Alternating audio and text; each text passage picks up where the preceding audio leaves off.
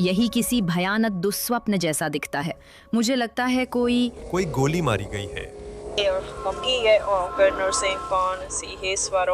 Sheriff के अधिकारी वहां पहुंचते हैं और उन्हें एना's चाइल्ड और उसके नए बॉयफ्रेंड मृत मिलते हैं। संदिग्ध कोई और नहीं बल्कि एना का अलग रह रहा पति है। इन अधिकारों को ध्यान में रखते हुए क्या आप अब हमसे बात करना चाहें? नहीं, लेकिन फिर कुछ बदल जाता है। मैं आपको सब कुछ सच बताऊंगा। आप जानते हैं ये दर्दनाक है। और जो वो आगे कहते हैं वो सब कुछ बदल देता है। मैं एंजेनेट लेवी हूँ और ये लॉ एंड क्राइम है।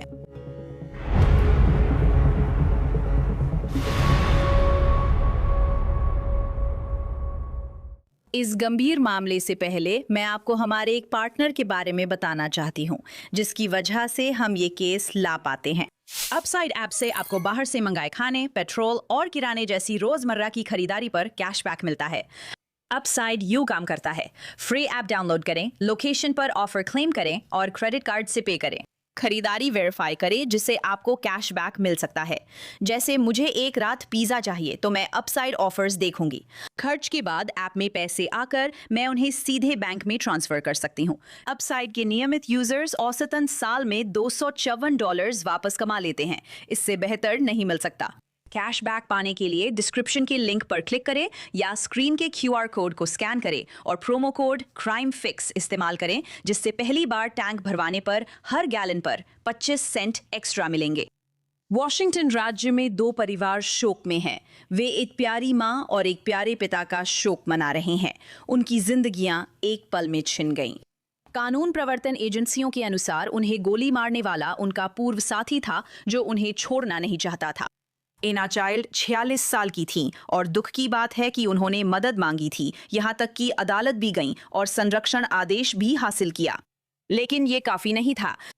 एना और उनके नए बॉयफ्रेंड जेसन हिल्डी 46 साल की शुरुआत में गोली लगने से मरे पाए गए।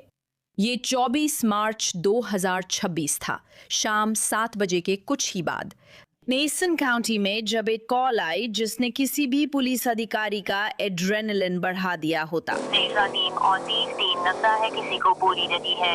हम आगे बढ़ते हुए फायर कर रहे हैं। लोकेशंस आ रही हैं। Radio 107 stage 8।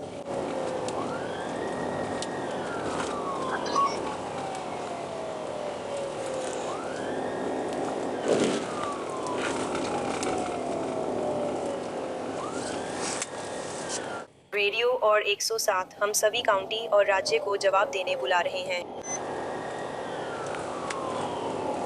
लगता है पड़ोसी ने बॉयफ्रेंड को दरवाजे पर मारा है। एम्बुलेंस आ रही है। एक और गहरे रंग की गोली चली है। बहुत आसान है। क्या 400 यूनिट भी भेजी जा सकती है जिससे हल्के वाहन पर नजर रखी जा सके?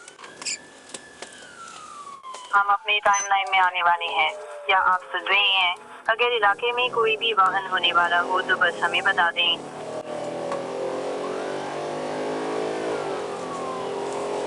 हम 101 पर हैं। बस वाहन के तैयार होने का इंतजार है। हेलो, वो व्यक्ति?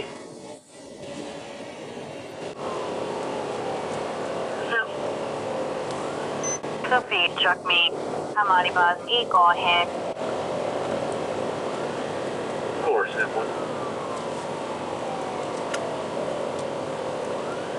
अरे, हम हत्या की ताज़ा घटना की ओर जा रहे हैं तो तुम्हें शायद आ जाना चाहिए। मैं क्या सोचती हूँ? लगता है किसी आदमी को सिर में गोली मार दी गई है। सफेद फोर्ड में फरार। यहाँ एक हत्या हुई है और संदिग्ध शूटर एक सफेद ट्रक में भाग गया है।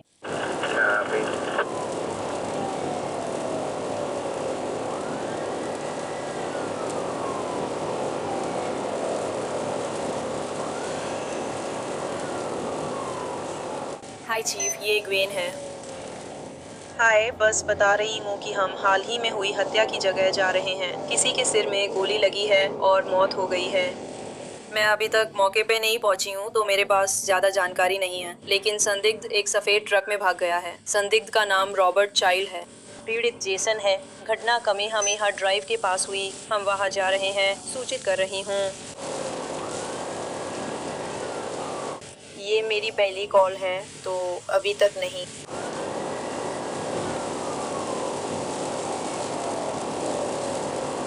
ठीक है।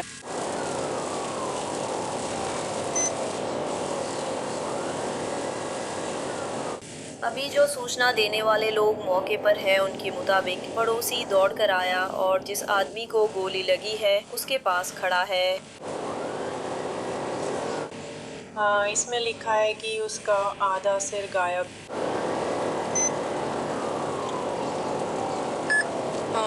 झगड़ा हो रहा था और फिर गोलियों की आवाज़ आई और फिर वो आदमी भाग गया, लेकिन असली गोली चलने की आवाज़। सब लोग जुट गए हैं। एक पड़ोसी ने गोलियों की आवाज सुनी और 911 पर कॉल किया। मेरे लिए पीछे हटिए, उसके पास हथियार का होल्स्टर है, वो भी वहाँ रहेगा। आप बस समय पर पहुँचिए। हाँ। उसे पुलिस के पास ले जाओ। मुझे नहीं पता आप भेज सकते हैं या नहीं। मेरी बात सुनो, मुझे कॉल आई थी। ठीक है, धन्यवाद सर। मेरे लिए बस एक कॉल ले लो। हाँ, अब जब ये 161 पता चल रहा है तो वहाँ सर्व करने का ऑर्डर है। हमारे पास क्या है? वहाँ सर्व करने के लिए क्या किया था? हमें उस आदमी को ढूंढना मुश्किल हो रहा है। हमने उसे 8-9 बार तामील करने की कोशिश की।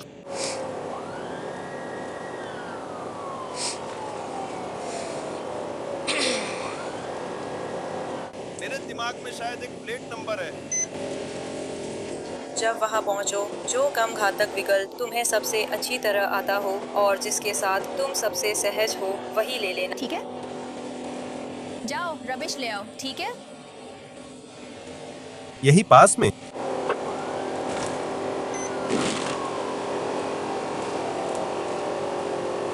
उस सायरन की तरह। हाँ, बिल्कुल सही। सड़क में आगे बढ़ाओ, यहीं। चलो देखें।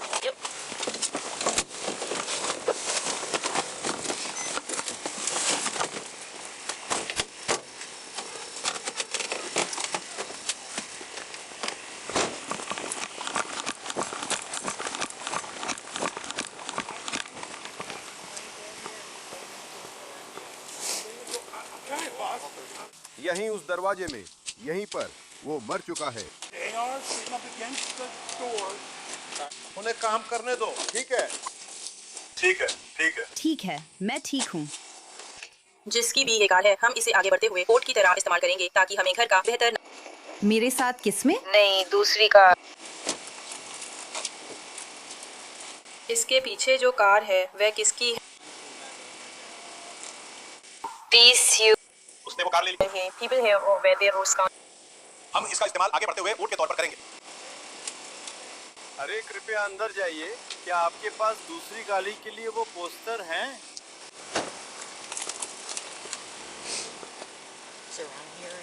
है? नहीं है सर। कार की दूसरी तरफ। खोलो, आगे बढ़ो, कॉर्नर। कार के दूसरी तरफ जाओ।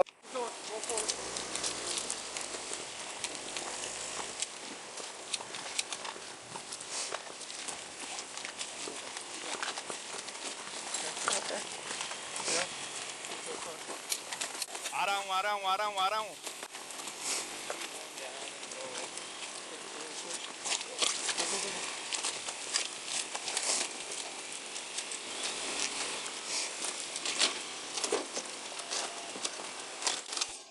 ठीक है दोस्तों, हमें पीछे जाने दो। लोग चाहिए एक शी।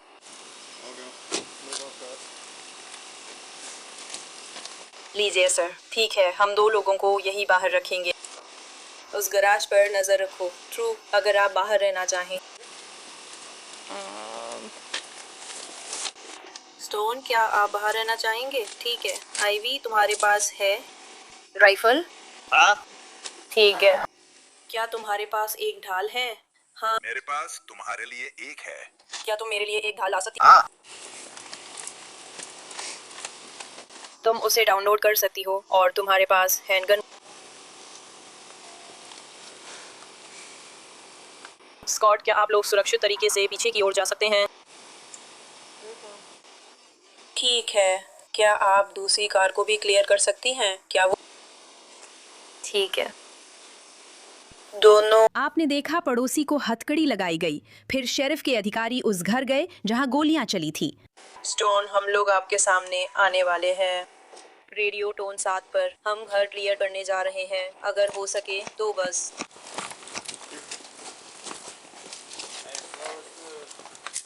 साथ रहो दोस्तों। मुख्य दरवाजे की ओर। रीज, धीरे धीरे और सावधानी से दोस्तों।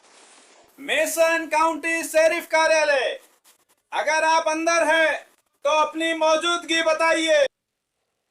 मेसन काउंटी शेरिफ कार्यालय, आप निवास के अंदर हैं, अपनी मौजूदगी जाहिर कीजिए।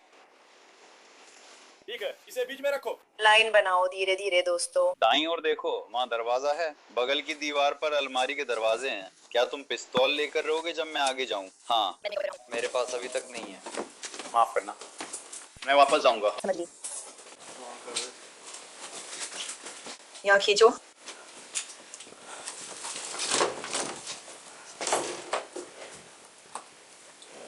मैं बाईं ओर जाऊंगी, तुम दाईं ओर जाओ।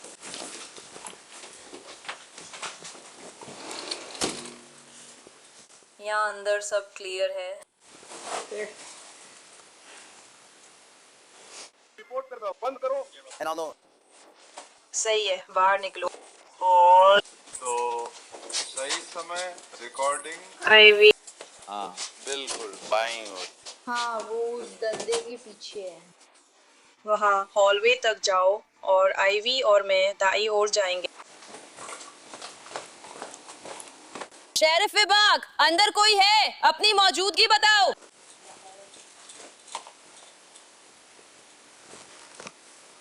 यहाँ सब साफ है। घर में शेरिफ के अधिकारी को एना चाइल्ड और उसका नया बॉयफ्रेंड जेसन मिलता है, जिनके नाम आपने पहले रेडियो ट्रैफिक में सुने थे। एना और जेसन दोनों मर चुके हैं और मुख्य संदिग्ध एना के अलग रह रहे पति रॉबर्ट चाइल्ड हैं। ठीक है, नहीं लेकिन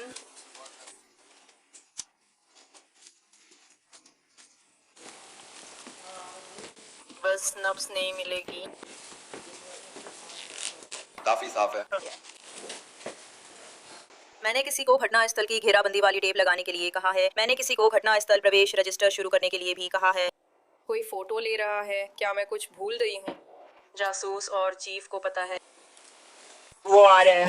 शेरिफ के अधिकारी एक बड़ा तलाशी अभियान शुरू करते हैं और फिर 24 घंटे से भी कम समय में वे रॉबर्ट चाइल्ड को एक पार्किंग लॉट में पकड़ लेते हैं। सुप्रभात। क्या आप ये कर सकते हैं? मैंने तलाशी ली थी। अगर मैंने वो नहीं किया होता तो क्या होता? 562 से 7, मैं उन्हें धीमा कर रहा हूँ। 035, रुको। कहिए दबाए रखो। क्या? 567 क्या था वो? कैसे कहोगे? मेरे लिए ऊपर देखो पार्टनर। धन्यवाद। ईयर खोला जा सकता है, कोई अतिरिक्त रिपोर्ट नहीं। तुम्हारी जेब यहीं है, मुझे नहीं पता, ये मेरी नहीं है।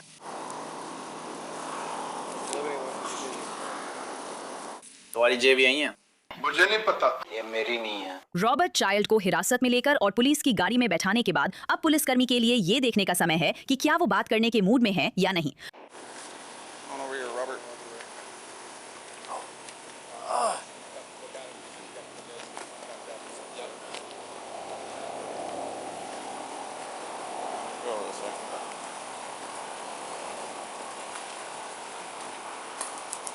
मैं स्टेशन की तरफ जा रहा था। क्या वो That far over there. I was heading to the station. उसे देखो, उस तरफ।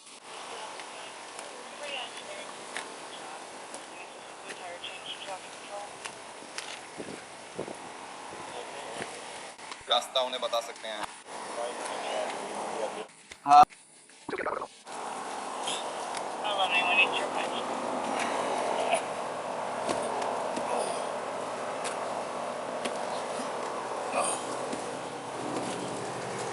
नमस्ते रॉबर्ट, आपके पास चुप रहने का अधिकार है। आप जो भी कहेंगे वो अदालत में आपके खिलाफ इस्तेमाल किया जा सकता है। इस समय आपके पास एक वकील से बात करने और उसे आपके साथ उपस्थित होने का अधिकार है जब आपसे पूछताछ की जा रही हो। अगर आप वकील रखने में असमर्थ हैं तो पूछताछ से पहले आपके लिए एक वकील नियुक्त किया जाएगा। अगर आप चाहें, आप कभी भी इन अधिकारों का उपयोग करने और किसी भी सवाल का जवाब ना देने या कोई बयान ना देने का फैसला कर सकते हैं। क्या आप इन सभी अधिकारों को समझते हैं? मैंने आपको समझाया। इन अधिकारों को ध्यान में रखते हुए क्या आप अब कभी कभी चीजें बदल जाती हैं और इस बार भी बदली। पुलिसकर्मी रॉबर्ट चाइल्ड को पूछताछ कक्ष ले जाते हैं। रिपोर्ट के साथ क्या आप लोग मेरा कोट यहाँ से बाहर ले जा सकते हैं? ये बहुत ही बुरा है। मैं पीछे देखूंगा और आपके लिए ढूंढूंगा। ये यहीं पर है। रॉबर्ट चाइल्ड असहज हैं और वो अधिकारियों को ये बताने में बिल्कुल भी नहीं हिचकिचाते।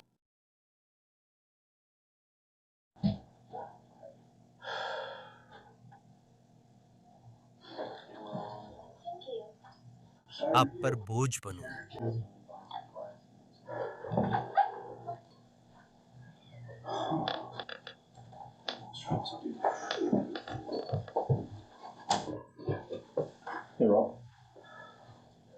कैसे हो? मेरे कंधों में इतना दर्द है कि मैं कुछ नहीं कर सकता। खड़ा भी नहीं हो पा रहा। चल तुम्हें सोफे पर बैठाते हैं। क्या तुम खड़े हो सकते हो? कहाँ जा रहे हो? हाँ, मेरा मेनिस्कस खिसक गया है। ऐसा मैं बता दूं।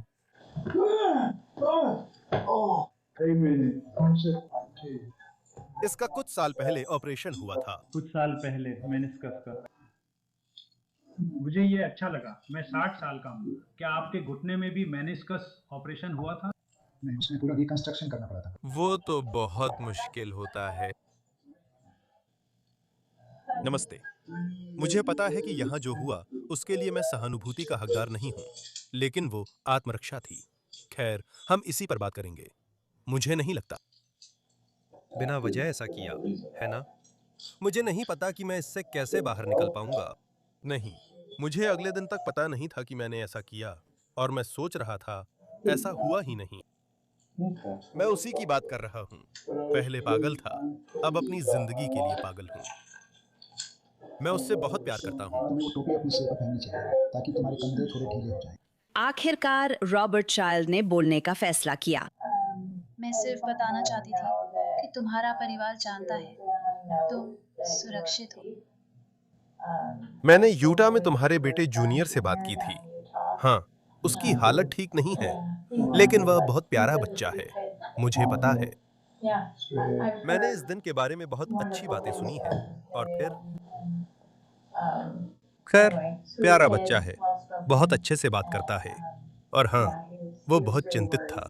तो वे यह जानकर बहुत राहत महसूस कर रहे थे कि आप सुरक्षित हैं, हमारे साथ सुरक्षित हैं। तो मैं आपको बताता हूँ कि क्या हुआ था। क्या आप शुरुआत से शुरू करना चाहेंगे? इससे पहले ऐसा करने से मुझे पूरा यकीन नहीं है। मुझे चिंता है कि आप इसमें आ रहे हैं। पता नहीं आपको या आपके प्रतिनिधियों को सलाह दी गई है या नहीं।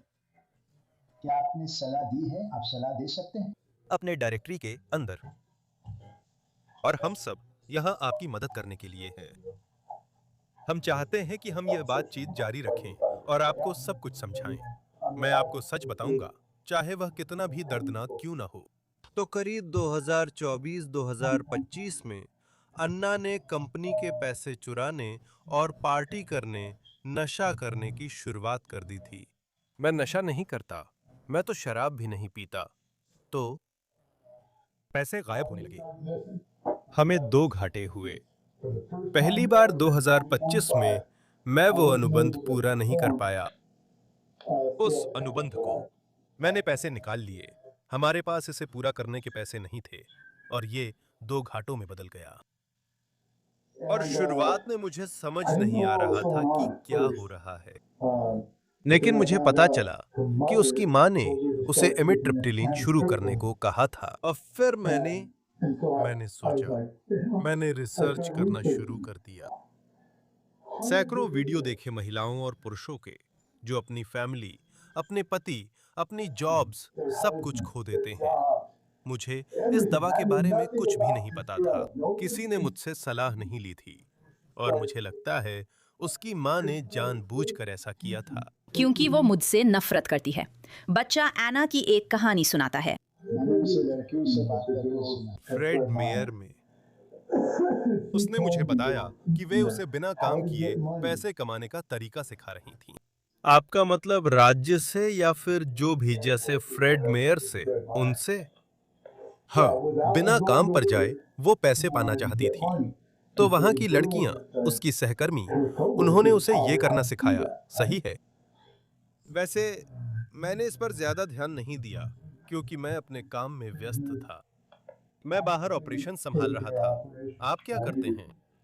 मैं साउथ साउंड कंक्रीट कंस्ट्रक्शन का मालिक था, लेकिन बात काम से जुड़ी नहीं है। फाउंडेशन वगैरह का काम है ये मेरा। 39 साल इस बिजनेस में हूं। जब मैं पहली बार अन्ना से मिला, वो 40,000 महीना कमा रही थीं। ये उसके लिए बहुत रोमांचक था। वो मुझसे ज्यादा खूबसूरत और जवान थी, है ना? तुम सब कुछ उसमें डालते हो और फिर निकालते हो, और आखिरकार मुझे उससे बहुत प्यार हो गया। मुझे पता है कि ये मानना मुश्किल है, खासकर जो अभी अभी हुआ है। बात यह है कि 9 महीने एमिट्रिप्टिलीन पर रहने के बाद अचानक मेरी पत्नी को मुझसे अब प्यार नहीं रहा। 21 साल साथ रहने के बाद, है ना? ठीक है, मैं देख रहा हूं कि वो दरवाजे से बाहर जा रही है। अब मुझे महसूस हो रहा है क्योंकि मैं आहत हूं और मैं सोफे पर लेटा हूं और मोटा होता जा रहा हूं, और मैं ये सारे असुरक्षा भरे ख्याल सोच रहा हूं, जैसे शायद मैं आकर्षक नहीं हूं। ये और वो किसी और बेहतर इंसान की तलाश में थी। मुझे इससे चोट पहुंची तो मैं उससे रूखे ढंग से बात करता था, पर कभी हाथ नहीं उठाया। आप समझ रहे हैं ना? लेकिन उसने दावा किया कि मैंने ऐसा किया। उसने दावा किया कि मैंने कनपटी पर बंदूक रखी थी। ऐसा भी कभी नहीं हुआ। तो उसने ये सुरक्षा आदेश झूठे आरोपों के तहत लिया, झूठे दावे किए कि मैं हिंसक था। मुझे यकीन नहीं हो रहा था। सोच रहा था ऐसा क्यों किया। अब सब समझ में आने लगा। मैं और जूनियर उससे मिलने दोपहर के खाने के वक्त पहुंचे। मुझे उसके पास लौटना पड़ा क्योंकि हम अलग हो गए थे। मैं एरिज़ोना नया बिजनेस शुरू करने जा रहा था और वह नाराज थी कि मैं उसके जन्मदिन पर नहीं पहुंच पाया। शुरुआत में यही था। मैं उसके जन्मदिन पर उसके साथ कैसीनो नहीं जा पाया क्योंकि मैंने ज्यादा पैसे खर्च कर दिए थे। रॉबर्ट चाइल्ड ने जासूसों को कई बातें बताईं और दावा किया कि एना दवाइयों पर निर्भर थी। और जैसे ही मैंने दवा लेना शुरू किया, मैंने कहा था कि मैं तुरंत उसकी खुराक कम करना चाहता था, पर बहुत जल्दी नहीं। पेशेवर सलाह के तहत तो मैंने ये सारे वीडियो देखे और सोचा अगर हम 4 हफ्ते 1.5 गोली पर रखें, फिर अगले 2 हफ्ते शायद 1 गोली पर, क्या वो अब 2 पर है? नहीं, अब वो बंद कर चुकी है। हाँ, तो अब आप क्या करना चाहते हैं? अब करने वाले हैं। अच्छा, वो कितनी ले रही थी? किस समय पहले आप उसे छुड़वाना चाहती थी? जैसे जब वो बीमार थी। हाँ, जब आप उसके छुड़वाने की बात कर रही हैं। आप धीरे धीरे छुड़वा रही हैं। सही। क्योंकि मैं अपनी पत्नी की सच में परवाह करता था और अब भी करता। वैसे तो मैंने दवाइयाँ छोड़ दी हैं। उसने कहा कि वो ठीक है, लेकिन वो ठीक नहीं थी। इसका क्या मतलब है? वो बहुत ज्यादा पी रही थी और मुझे लगता है कि उसकी दवा भी बंद है। और फिर दवा लेने पर शायद नकारात्मक असर होता है, दोनों साथ अच्छा असर नहीं करते। जब मैं उससे पहली बार मिला तब वो मेथ ले रही थी और मैंने उससे कहा तुम्हें ये बंद करना चाहिए और हर वीकेंड शराब पीना भी बंद करो, वरना दरवाजा खुला है। अगर मेरे साथ रहना है तो ठीक है। ये एक अल्टीमेटम था। जब हम साथ थे उस पहले साल की बात है। ये एक जायज अल्टीमेटम है। हाँ, तो मुझे लगा सब कुछ ठीक है, लेकिन अंदर ही अंदर ऐसा नहीं था। वो ये सारी गोलियां ले रही थी। मुझे तब पता चला जब मैंने एक दिन नीचे की दराज खोली। मैं हैरान रह गया। वहां अलग अलग तरह की कुछ गोलियां थीं और क्या वे सब डॉक्टर ने दी थीं? वो कहती थी कि ये मुझे माँ और दोस्तों से मिलती हैं। क्या वे फार्मेसी की बोतलों में थीं? हाँ, बड़ी बोतलों में। कुछ तो थी, लेकिन क्या? तो अन्ना ने हमेशा मुझसे ये बात छुपाई। वो नहीं चाहती थी कि मुझे पता चले कि वो अब भी लती है। वो गांजा पीती थी, बहुत शराब पीती थी। मैंने 4 साल तक गैराज में आधा गैलन रखा था। कभी खोला नहीं, सही है, लेकिन घर में जो भी था उसने सब पी लिया। मैं उसके साथ बहुत कम ही शराब पीती थी। मैं आमतौर पर मरलो पीता हूँ, और वो भी शायद हर 6 महीने में एक बार, वो भी डिनर के साथ। मुझे शराब पसंद नहीं है, लेकिन खैर, तो पहचानना। रिश्ते को बर्बाद कर देने वाली चीज थी। तो मैंने सोचा, हे भगवान, अब सब कुछ साफ समझ आ गया। 21 साल और वो बस हमारे बारे में भूल गई। और अन्ना, मैंने कहा, मैं पहचान नहीं पा रहा क्या हो रहा है, लेकिन उसने ये स्वीकार नहीं किया कि दवा एक समस्या थी। वो कहती ये दवा नहीं। वैसे भी मैं अब इसे छोड़ रहा हूँ। खैर उसके बाद तो उसकी हालत और भी खराब हो गई। छोड़ने के बाद उसकी हालत और बिगड़ गई। कहते हैं होश में आने में 6 महीने से 1 साल लगता है। हम इसमें सफल नहीं हो पाए क्योंकि हालात बहुत बिगड़ गए थे। मेरी सारी कमाई खत्म हो रही है, कारोबार डूब रहा है, और अब हमारे पास एक जटिल समस्या है। अन्ना के लिए बहुत तनाव है क्योंकि सब कुछ उनके नाम पर है, और मेरे लिए भी क्योंकि मैं भी सफल होना चाहता हूँ। तो हमारे पास ये मुकदमे हैं और हमारे पास ये भी है। और फिर आता है रॉबर्ट चाइल्ड का खुलासा कि उसकी नाराजगी की जड़ में क्या है। एना ने किसी और से मिली थी। उसने काम पे किसी से मुलाकात की थी। वो अभी अभी काम करना शुरू किया था। बहुत घटिया और गंदा इंसान था। वो किसी मेथ डीलर जैसा दिखता है। और मैं और जूनियर हमने सुलह कर ली, जबरदस्त सेक्स किया। मेरा मतलब है, 1 हफ्ते अलग रहने के बाद फिर से साथ आना बहुत शानदार था। मैं एरिज़ोना से वापस आया। अगले ही दिन वो चाहती है, वो कहती है, हमें मैरी के घर जाना है, मैं इसके लिए पैसे दूंगा। ठीक है, वह काम पर चली जाती है। मैं और जूनियर वहां जाते हैं। जूनियर बोले माँ कहाँ है, जारा में कॉफी ले रही है। सही है, मैंने कहा चलो अंदर जाकर उन्हें गले लगाओ और नई नौकरी के इंटरव्यू के बारे में बताओ। ये उसका पहला इंटरव्यू था, है ना? वो बहुत उत्साहित था। हम वहां पहुंचे और देखा कि उनकी बाँ खिड़की से बाहर निकली हुई है और वह सिगरेट पी रही हैं। और फिर अचानक एक आदमी पैसेंजर सीट पर दिखाई दिया, और मेरा बच्चा है। वो बोला, पापा, क्या हम अभी उस पर झपट सकते हैं? मैंने कहा, शायद हमें ऐसा नहीं करना चाहिए। मुझे खुद पर भरोसा नहीं था। वो बोला, अभी करो पापा। हमने कर दिया। आप बस मुड़ गए और फोन नहीं किया। नहीं, हमने मुड़कर उनसे संपर्क किया। तो मैं उसकी खिड़की की तरफ गया जब वो वापस स्टोर में जा रहा था। मैंने पूछा, क्या आपको मुझे कुछ बताना है? वो मुझे हक्का बक्का होके देख रही थी। नहीं, मैंने पूछा, क्या तुम पक्की हो? क्योंकि पिछले 21 सालों से, जब से मैं तुम्हें जानता हूँ, तुमने कभी किसी को अपनी कार में बैठने नहीं दिया। नहीं, बस वो सिक्योरिटी गार्ड है और हम उसकी सुरक्षा डिटेल्स देख रहे थे। वो फ्रेड मायर के लिए सिक्योरिटी है? ओके। तो खैर, ये थोड़ी देर तक चलता रहता है। हम उन्हें पकड़ लेते हैं, लगभग 6 अलग-अलग बार। हम एक रात उनका पीछा करते हैं, ये जानने के लिए कि वे कहां जा रहे हैं। अपना सूटकेस लेके वे रिविएरा मॉन्टे जाते हैं। वो कहाँ है? ये ओलंपिया है। रॉबर्ट, जिसे रॉब भी कहते हैं, जासूसों से कहता है कि एना ने उनके बारे में बातें गढ़ी थीं। हो सकता है कि आपकी उम्र उस सीमा से बाहर हो और मैं तो खैर, वो हो गया। फिर उसके बाद ही हालात बेकाबू हो गए।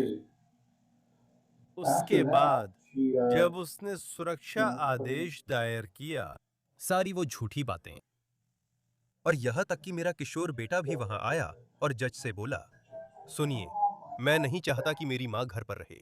अगर मैं नहीं चाहता कि मेरी माँ घर पर रहे तो? जज ने कहा, ये तुम्हारे पापा अब घर में नहीं रहते। अगर उन्होंने वो चीजें बदली और उस औरत से पॉलीग्राफ टेस्ट करवाया होता तो ये सब टल सकता था, क्योंकि वो मुझे बाहर नहीं निकालती। मैं तो पता नहीं कब से महीनों से अपने ट्रक में रह रहा हूं। पागलपन है। और सुरक्षा आदेश के दौरान क्या होता है? वो अपना बॉयफ्रेंड ले आती है। अंदर इस तरह मेरे पड़ोसी हमने कैलिब से बात की। कैलिब, मार्लिन मुझे कॉल करता है। अरे ये क्या चल रहा है? अन्ना के साथ अजीब दिखने वाला लड़का? वो हर रात उसके साथ है रॉब। और जब उसका काम खत्म होता है तो वो दौड़कर बाहर जाती है और उसे जोर से गले लगाती है। मैंने कहा, मार्लिन, मेरा मतलब बुरा नहीं है भाई, पर मैं ये सुनना भी नहीं चाहता था, समझ रहे हो ना? फिर भी मैंने सुन लिया। मुझे लगता है कालेब ने फोन के बताया कि वो खिड़की खुली रख के सोता है। खुली, और वो सुन सकता था कि वे दोनों मेरी बेड पर सेक्स कर रहे थे। अजीब है यार। वो था जोरदार झटका था दोस्त। लेकिन तो वो बातचीत किसके साथ थी? कालेब और मार्लिन के साथ। वो था शायद 2 हफ्ते पहले, 3 हफ्ते। एना चाइल्ड ने रॉब चाइल्ड के खिलाफ सुरक्षा आदेश मांगा था, जो उससे एक दिन पहले मंजूर हुआ जब डिप्टीज के अनुसार रॉब ने उसे और जेसन को गोली मारी। हालांकि रॉबर्ट चाइल्ड को आदेश अब तक नहीं सौंपा गया था। किंग 5 ने कोर्ट दस्तावेजों में बताया कि एना ने कहा रॉब उसे अपनी मिल्कियत समझता था और वो उससे डरती थी। एना ने लिखा, रॉब ने कहा था अगर वो उसे नहीं पा सकता तो कोई और भी नहीं पाएगा। 8 मार्च को शूटिंग से 2 हफ्ते पहले रॉब ने फेसबुक पर एना और उसके बेटे की एक फोटो पोस्ट की थी। उसके 4 दिन बाद 12 मार्च को रॉब ने अपनी बाथरूम सेल्फी पोस्ट की और कमेंट किया, दिल टूट गया है। हालांकि उसने ये नहीं बताया कि दिल टूटने की वजह क्या थी। रॉब की दिसंबर 2025 की एक और फेसबुक फोटो में वो छाती पर बंदूक लगाए दिख रहा है। मुझे ये सब सुनना पड़ा। मैं इसे मानना नहीं चाहता था, लेकिन यह सच था। सिर्फ वे शिफ्ट कर रहे हैं। पड़ोसियों ने बताया कि रॉब तलाक की अर्जी के अगले दिन ही सामान अंदर ला रहा था।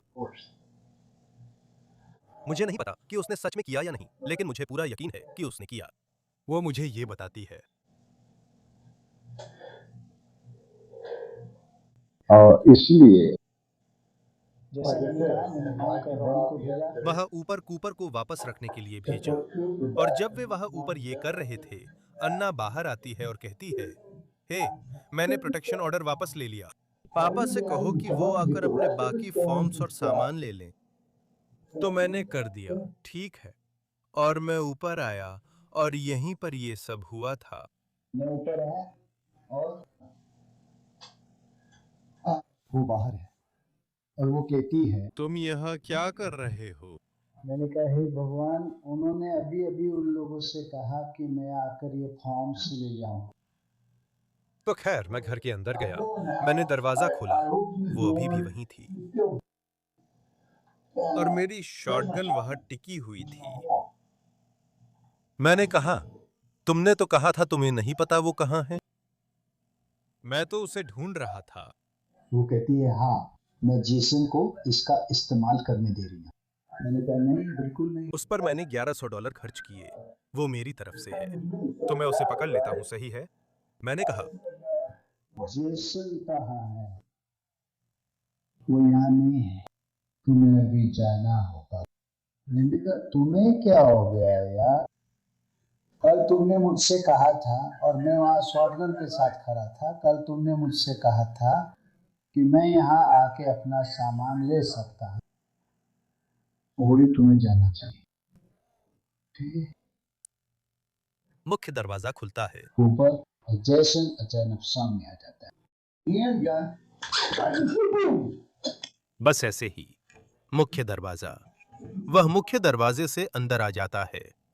हेलो, और अब मैं बस ऑटो मोड में हूं और मैं देखता हूं कि अन्ना के पास वह छोटी सी पिस्तौल है जो उसने उसे दी थी, और वो उसी से मेरे चेहरे पर गोली चला दी जाती है। वो गोली नहीं चलती क्योंकि सेफ्टी ऑन थी।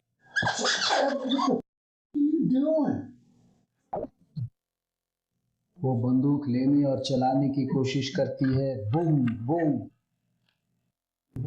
बैग, क्या आप राइट एड पर खरीदारी करते हैं? कितनी बार? उसके बारे में क्या? ये डबल शॉट था क्योंकि इसका ट्रिगर बहुत हल्का है। बस धमाका हो गया। वो फर्श पर था। क्या वो वहां थी? वो यहाँ दरवाजे पर था और वो यहाँ थी। तो रॉब चाइल्ड जासूसों को बताता है कि उसने आत्मरक्षा में एना और जेसन को गोली मारी। वो कहता है कि जेसन उसके सामने बंदूक लेकर आया और एना उसके चेहरे पर गोली मारने वाली थी, लेकिन सेफ्टी ऑन थी। जैसे ही रॉब चाइल्ड दावा करता है कि उसने एना की बंदूक लेकर उसे खिड़की से बाहर फेंक दिया, जासूस इस कहानी की और गहराई से जांच करते हैं। तो मैं थोड़ा काम करता हूँ। नहीं, वो कच्ची सड़क पर था। तो कच्ची सड़क पे, हाँ, ड्राइवर साइड की खिड़की से बाहर। Passenger side. ठीक है, जब आप पक्की सड़क से उतरते हैं तो गेट कितनी दूर है जो मुड़ता है? क्योंकि बात यह है, हम नहीं चाहते कि कोई बच्चा वो बंदूक ढूंढ ले और खुद को या किसी और को चोट पहुंचा दे। हाँ, मैं घबरा गया था। मुझे तो यकीन ही नहीं हो रहा था कि अभी अभी क्या हुआ है। सच कहूं तो मुझे तो ये भी नहीं पता था कि क्या हुआ।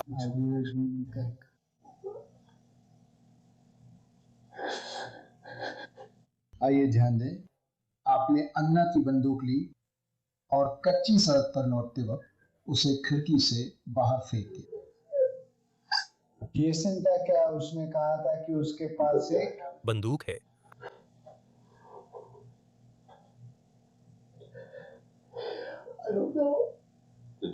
क्या उसने फिर से ले ली? उसने एक क्यों खरीदी?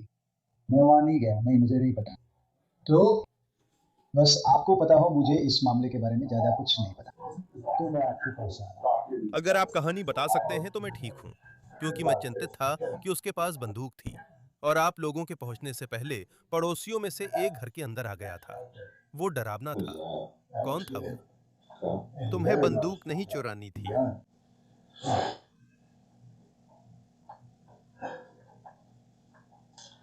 मुझे केले पसंद है तुम। मैं सच में उम्मीद करता हूं कि तुम कुछ गलत नहीं करोगे।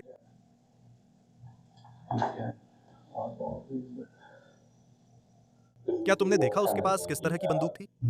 क्या तुमने उसका रंग देखा था, जैसे सिल्वर वगैरह? नहीं, सब कुछ बहुत जल्दी हो गया। तुम्हारी पत्नी ने जो बंदूक निकाली थी, उसके बारे में क्या? वो निकेल चढ़ी हुई थी। तुम्हें पता है वो किस तरह की बंदूक थी?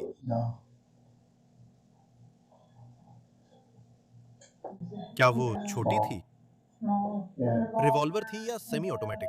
आमतौर पर वो 380 या 9 बीबी लेती है। छोटी, क्योंकि उसके हाथ छोटे हैं। लेकिन ये क्या है? उसने उसके लिए बंदूक खरीदी थी।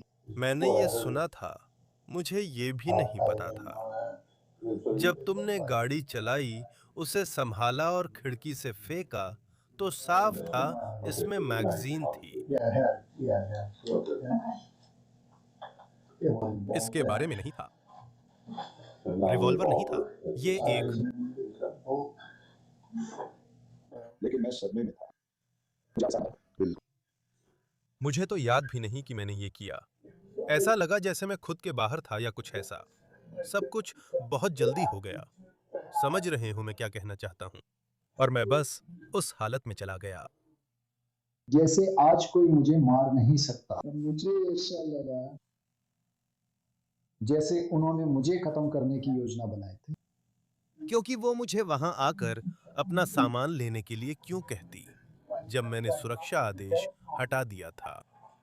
बच्चों ने बताया और मैं इसे रख सकता हूँ। मैं अपने दोस्तों को बुला लूंगा क्योंकि मैं ला सकता हूँ। तुम जानते हो उनके लिए 5,000 मिल सकते हैं, मुझे पता है। रॉब चाइल्ड अपनी पत्नी से अलग होकर खुश नहीं था। उसकी नाराजगी साफ थी, लेकिन उसकी पत्नी उससे पूरी तरह तंग आ चुकी थी। जांचकर्ता रॉब चाइल्ड से सवाल पूछते रहे कि 24 मार्च को क्या हुआ था जब वो एना के घर पहुंचा था। जब और कौन अंदर आया? मैं आया था, ठीक है।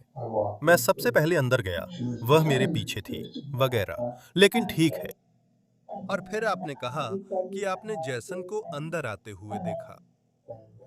वो तब था जब उसने मुझे बताया था। वो वहां नहीं था, सही है। जब उसने आपको यह बताया तब वह कहाँ थी? वो कपड़े धोने वाले कमरे के सामने खड़ी थी।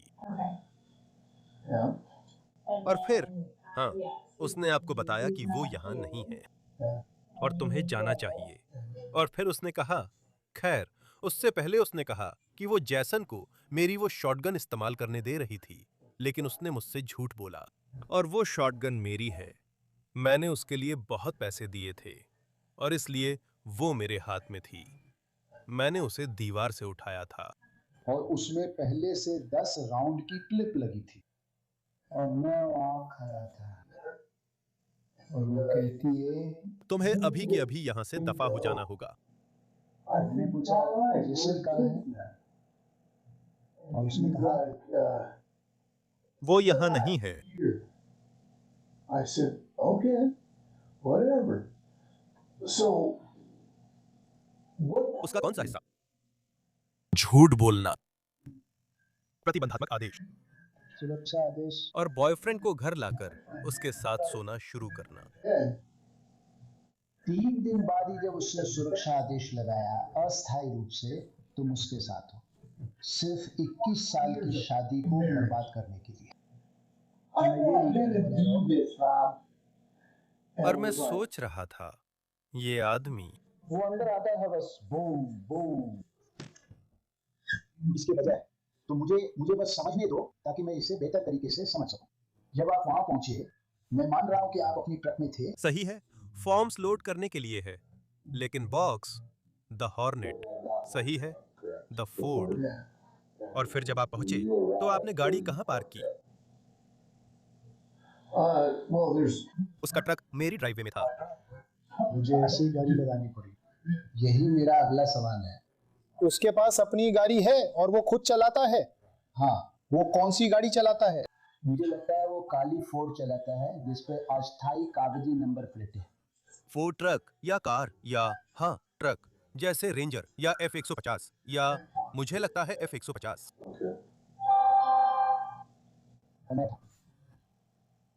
मेरे ड्राइववे में तब से ही है, अस्थायी आदेश जारी होने के 3 दिन बाद से। आप वहां पहुंचते हैं, गाड़ी देखती हैं और सोचती हैं जेसन कहाँ है। वो कहती है वो यहाँ नहीं है। तो आप उससे बात कर रहे हैं? पहले से ही बातचीत गर्मा गई है क्योंकि ये बड़ी बात है ना। हाँ, ये मेरी अकेली अफाइश है। तो मेरा मतलब है इसमें तुम्हारी बहुत सारी भावनाएं हुई और जब तुम बात कर रहे हो, मैं 5 मिनट भूल मुद्रा में था। He's crying over. वो मुझ पर हंस रही थी। समझे, वो मुझ पर हंस रही थी। और मैं सोच रहा था, तुम कौन हो यार? अब तो मैं तुम्हें जानता भी नहीं हूँ। और मैं ऐसा था। है, मैंने इससे निपट लिया। जितना अच्छा कर सकता था किया, लेकिन But that day that I went in there and he tried to sabotage me there through the front door, she lied to me about him being there. सबसे अहम बात वहां होना था। मैं सोच रहा हूँ दोनों हथियार ले जा रहे थे, कहीं मुझे मारने की साजिश तो नहीं थी। लेकिन खैर उस वक्त आपके पास इसके बारे में सोचने का समय नहीं था। आप बस अड़े हुए थे जैसे। मैं हमेशा अच्छा रहा हूँ। जब जैसन सामने के दरवाजे से अंदर आया था तब जो कुछ तुमने देखा, क्या तुम्हें सब याद है? बंदूक सबसे पहले अंदर आई। दरवाजा इतना सा खुला था जब उसका सिर मेरी बंदूक के निशाने में आ गया। इस इंटरव्यू के दौरान कई बार ऐसा होता है जब रॉब चाइल्ड बोलते रहते हैं और वो ऐसे विवरण बताते हैं जो सच में उनके भावनात्मक हालात और सोचने के तरीके को दिखाते हैं। वो खुद पर विचार कर सकते हैं कि वो कैसे इंसान है, लेकिन कई बार लगता है कि वो अपनी स्थिति की गंभीरता को नकारते हैं।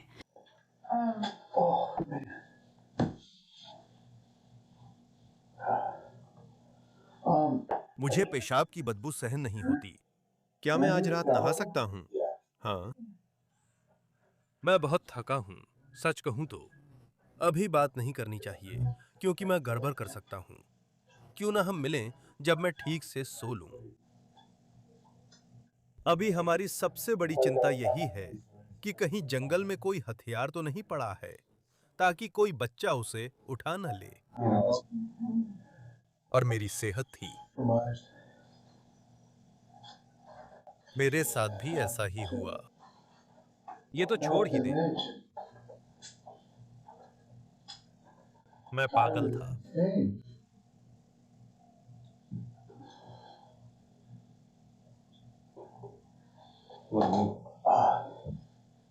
खैर, मैं उसके लिए पागल हूं। मुझे लगता है कि इसने मुझे बर्बाद कर दिया। मैं ऐसा था